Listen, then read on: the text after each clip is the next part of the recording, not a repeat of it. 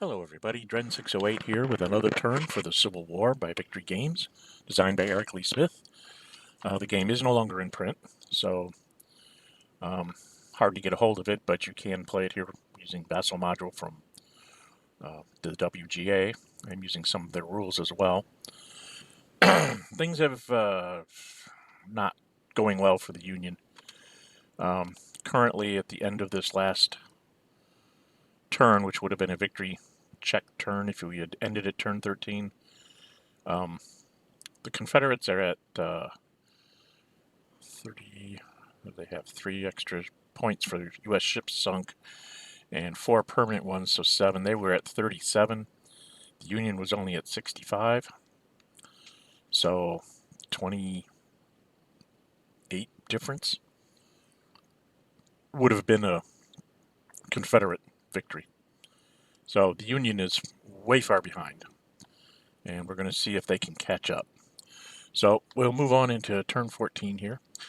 I will say that one of the things I did do incorrect, strategically or tactically, however you want to look at it, you're going to see me move Joe Johnston and this army into New Orleans. That was a mistake. I should have had Joe Johnston run off into central Alabama. An army in being would have meant that Sherman's army would have, even after it took New Orleans, would have had to come and deal with me. And that could have very well have won me the game by turn 17. So don't do what I'm doing if you're playing the South. As far as how to handle your armies, there's better ways to do it than what I'm doing, for sure. Okay. You'll see here I have a Tennessee Ironclad and I have the Albemarle. I can't pronounce that. There's a couple more Ironclads for the South to bring on. So if I get some discretionary points, I will do that. So we do the reveal.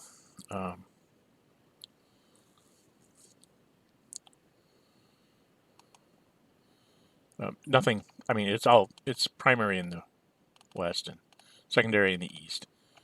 That's pretty much the way it has to be because that's the only place I can get enough victory points for the Union. And I have no idea what I'm doing there. Okay. Oh, that's what it is. I didn't set them last turn, so basically they're all just like they were. Okay. So this is the Union die roll 5, and they get a bunch of commands. And the Confederates got a 2, so they get a different set of commands. I spent both naval points trying to get the Commerce Raiders this time around. I think I didn't really see a big naval move for me this turn, and I did have 2 discretionary points that I could use if I did see one later. So that's what I did. The Alabama at +2 rolled a 3, so it got net 5, and the Florida at +2 was a 9, which is a net 11. So I gave him extra ships, and that basically put him up over the top. So now he's at 4 victory points for ships sunk. I did a quick recount here off map. So it's 79 production and 27 imports at 30%, so 19. So they had a total of 98. So depots, forts, and fortresses are all +1 to build. Then we go into the action phase. And our first split is a 3 or a 2. 8 to 6, it's a 2. CS. I think I took one in the Army of the Mississippi. Oh, and then I spent 2 of those discretionary points to bring in the Tennessee, and I put it up here in Selma to try and block off this navigable river. This is why I was saying if I had actually moved the army over here between the Tennessee blocking the river and the army sort of sitting in the center of Alabama, I would have given the Union enough headaches that I might have actually defeated them in turn 17. But I didn't do that. So the Union basically goes marching. Since Mississippi's been converted to being neutral, I can go march along the road and pick up some railroads without a leader. And I think I made the Army of the Cumberland go up as well. And we're on to the next pulse. It's a 3 differential again. Took a strength point in the east. Where did I put the strength point in the east?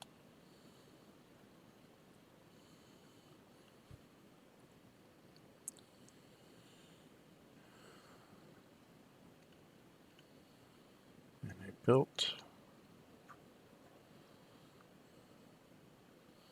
Oh, I moved Johnston. This is what I was talking about. This is a mistake. Should not have put the army in New Orleans. I'll get trapped in there, and ultimately it will be destroyed. I had him sitting in the swamps.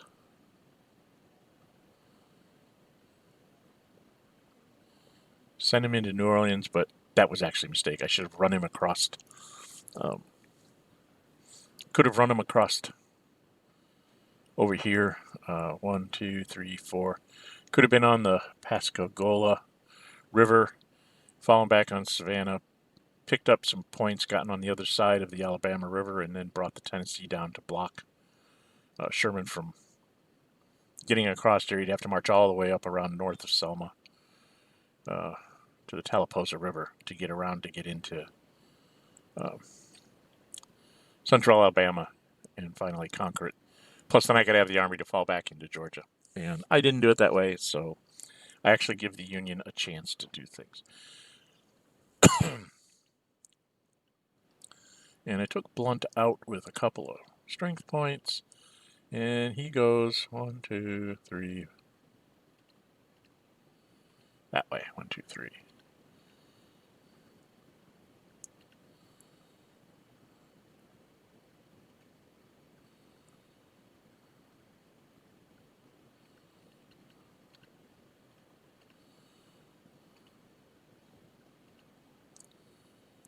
And we're into our next pulse here. What was this? It looks like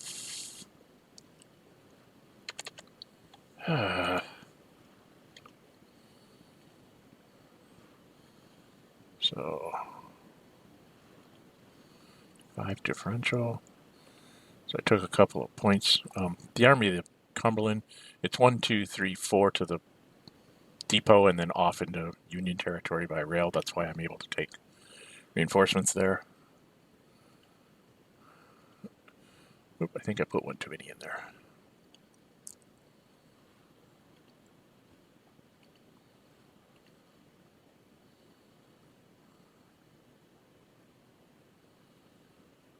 And then I put all these leaders in there, but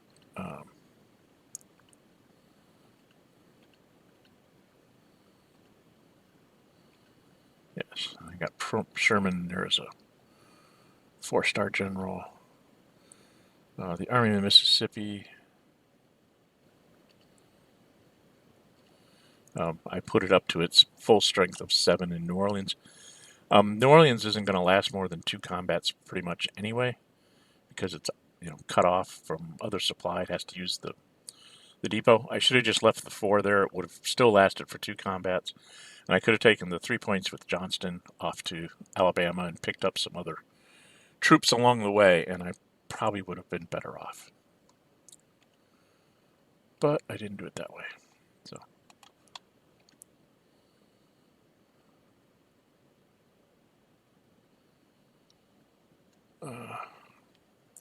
and then he had pretty much cut me off here from my supply routes with A.S. Johnston. So I decided to march. And then I got myself back in supply for the future.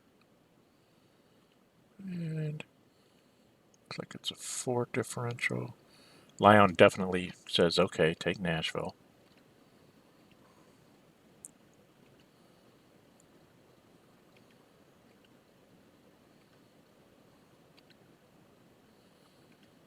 I had to get rid of the fort. 2. And as I was coming across, I thought about putting Johnson in front of it, and I said, no, I think I want to have him over here so that he's closer to Chattanooga, so I can, just in case we get a really bad split next turn.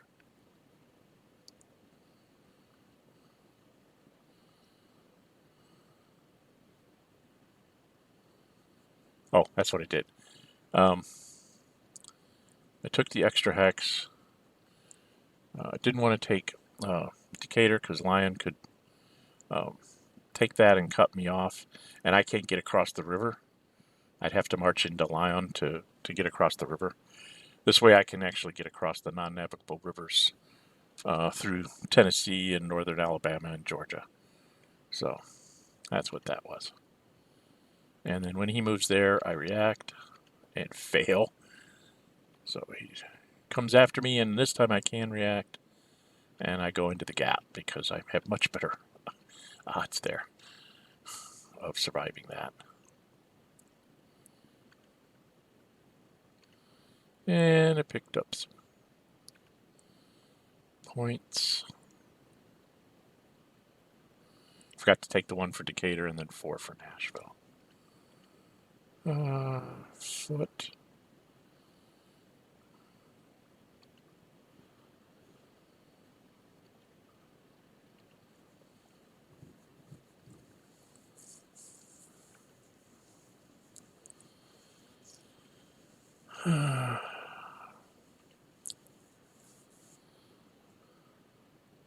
I used my discretionary point to move the Tennessee over to this river.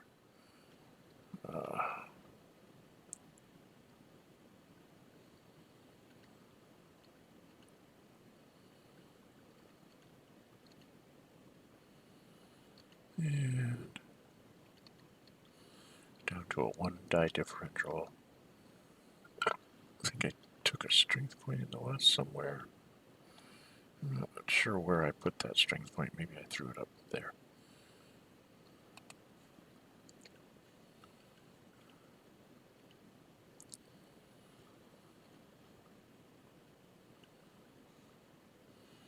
And I spent some points in the east.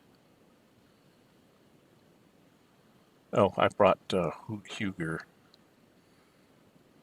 down to Pensacola because I figured I'm going to lose it anyway, and I really didn't want him up here in, where the heck does he live? Sorry about that. I had him initially he starts off in Norfolk, and I finally got around to getting him out of there because no reason to give him +2 when he tries to take Norfolk.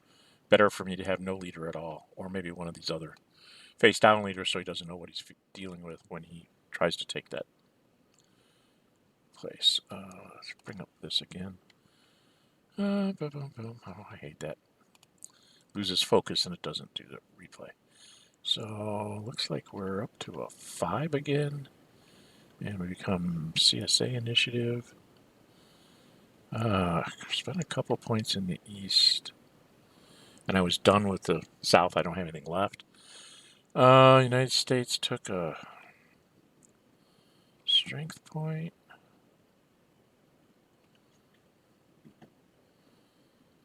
What did I do?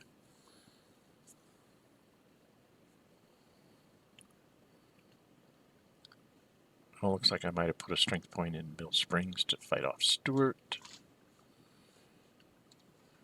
And then I used a discretionary and some Trans-Mississippi points. Yes, I got Hooker moving is what I did next. And Hooker starts on his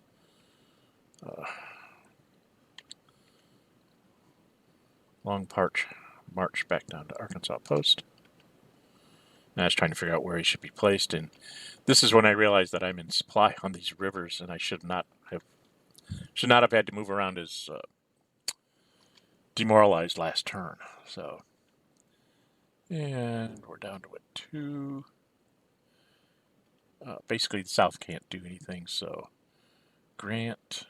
Did I have Grant do? I have Grant moving around here.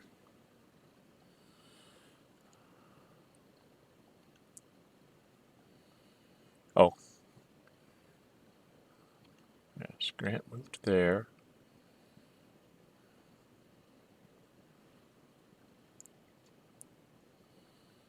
And Lee stands, fights, doesn't bother to try and get his way out. The Union ended up starts on the +5 column, shifts 2 to the left, so it's on column F. You can look in the game. Where is it here? Column F is like +1, +2. Not a very good column, but the Union at this point is not really trying to, quote, win the battle. They're just trying to make sure they do a couple points of D2s I'm happy with. Let's put it that way. Okay. So the Union ended up with a net 8 with their +4 for their leaders. With 2 rerolls, the CSA, of course, is +6 with 3 rerolls. They rolled a 5, so they got a D3. Said Lee, reroll. He still got a D3. Lee says reroll Grant. I'm still a D2. I reroll Lee. He stays at a D3. He says reroll Grant. I'm still at a D2. There's a 1 in 6. This is a note to myself. If Lee has Grant roll again, there's a 1 in 6 that it could be a D1, or it could be a D3, which would be a 1 in 6, or it's a D2. So I think I'll just go ahead and take the D2. I really don't want to give him the 1 in 6 to give me another damage, another point of damage. So we just stop there. And Army of the Potomac takes 3 damage. Northern Virginia takes 2. And then we go through leader rolls. Did anything important happen here? They were all okay, and I don't think I had any promotion counters available. And CSA... Hood got himself wounded. I remember this.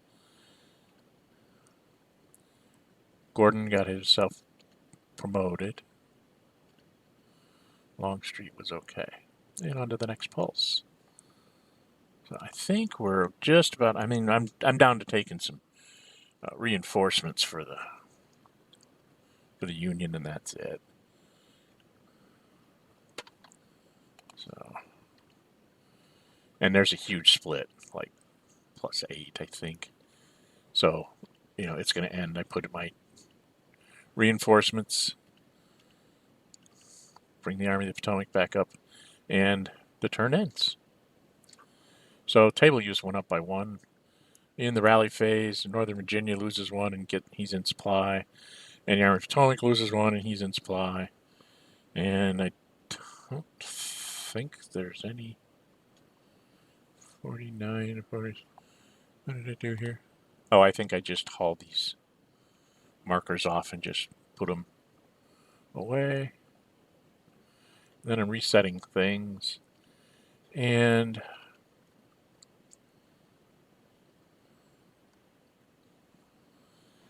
I think I forgot to reset the resource markers. No, I reset them.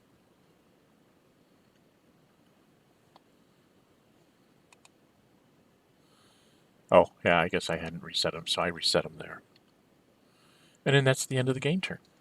So game turn 14's in the books. The Union made a little bit of a gain. The Confederates would be at 38 right now, or 39 actually. They'd be at 4-8. So they'd be at 39, and the United States is at 70. So I'm only 3-1 ahead. I have to be 50 or more ahead by the end of turn 17. Which, now you can see why. If I had 4 points sitting there and I had a 3-point army sitting out here, he'd have to bring a real army to come around the river to get to me. Which means I could probably delay either the conquest of Alabama or possibly, forestall him from getting across to Georgia. And it was just really a bad play on my part. I really didn't do that.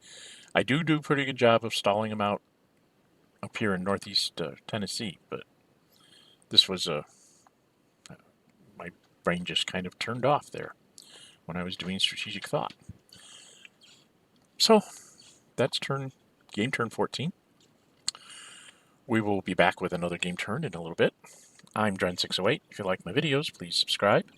Please leave me comments. I do respond to comments. Sometimes it takes a little longer than normal because I am working from home, so I can't just respond right away. Sometimes it takes a couple days for me to get back to my video comments. Until we see you next time, bye-bye and stay safe.